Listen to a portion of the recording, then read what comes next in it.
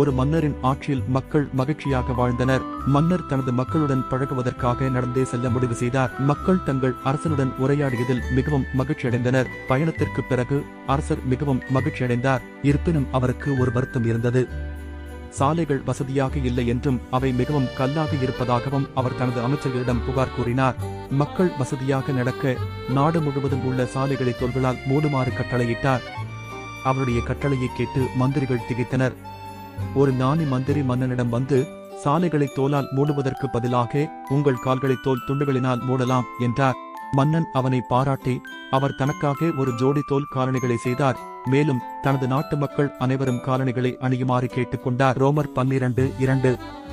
நீங்கள் இந்த பிரபஞ்சத்திற்கு ஒத்த வேஷம் தெரியாமல் தேவனுடைய நன்மையும் பிரியமும் பரிபூரணமுமான சித்தம் இன்னதென்று பகுத்தறியத்தக்கதாக உங்கள் மனம் புதிதாகிறதினாலே மறுரூபமாகுங்கள். ஒழுக்கம் உலகத்தை மாற்ற முயற்சிப்பதற்கு பதிலாக நம்மை மாற்ற முயற்சிக்க வேண்டும்.